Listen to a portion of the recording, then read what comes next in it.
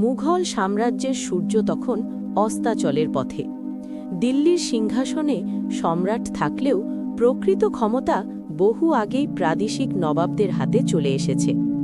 বাংলার মসনদ ছিল সেই সময় ভারতবর্ষের সবচেয়ে সমৃদ্ধ ও গুরুত্বপূর্ণ ক্ষমতার কেন্দ্র।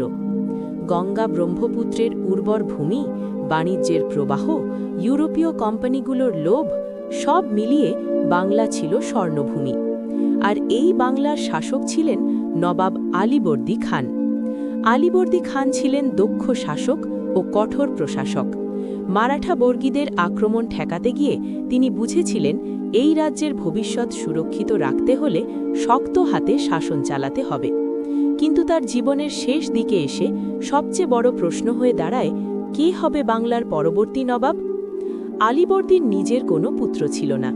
তার কন্যা আমিনা বেগমের ঘরে জন্ম নেওয়া নাতিই ছিল সিরাজউদ্দৌলা।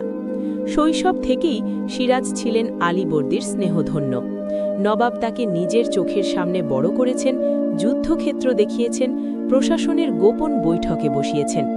কিন্তু এই স্নেহই পরে বাংলার দরবারে ঈর্ষা ও ষড়যন্ত্রের বীজ বপন করে। সিরাজউদ্দৌলা ছিলেন তরুণ, আবেগপ্রবণ, স্পষ্টভাষী এবং অসম্ভব আত্মমর্যাদা সম্পন্ন। দরবারের বহু বয়োজ্যেষ্ঠ অভিজাত, সেনাপতি ও আমিররা তাকে অপরিণত মনে করত। তারা চাইত এমন কাউকে যাকে সহজে নিয়ন্ত্রণ করা যাবে। কিন্তু আলীবর্দী খান সিদ্ধান্তে ছিলেন অটল। তিনি জানতেন সিরাজ ছাড়া আর কেউ বাংলার স্বাধীনতা রক্ষা করতে পারবে না।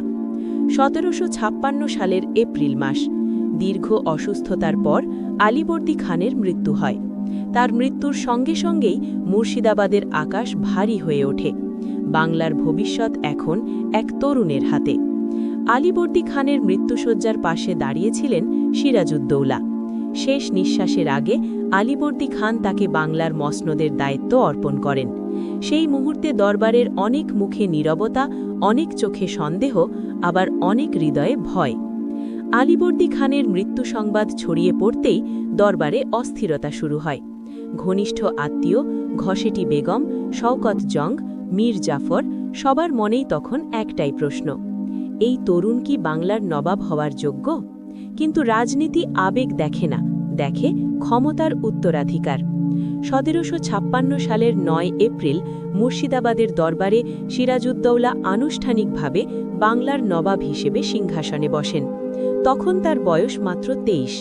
সিংহাসনে বসার মুহূর্তে তিনি শুধু একটি রাজ্য পাননি, তিনি পেয়েছিলেন ষড়যন্ত্রে ভরা এক বিষাক্ত রাজনীতি, লোভী ইউরোপীয় শক্তি আর নিজের লোকদের বিশ্বাসঘাতকতার বীজ। সিংহাসনে বসেই সিরাজ বুঝতে পারেন এই দরবার তার আপন নয়। ঘসেটি বেগম, যিনি বিপুল সম্পদের অধিকারী ছিলেন, তিনি সিরাজকে নবাব হিসেবে মেনে নিতে পারেননি।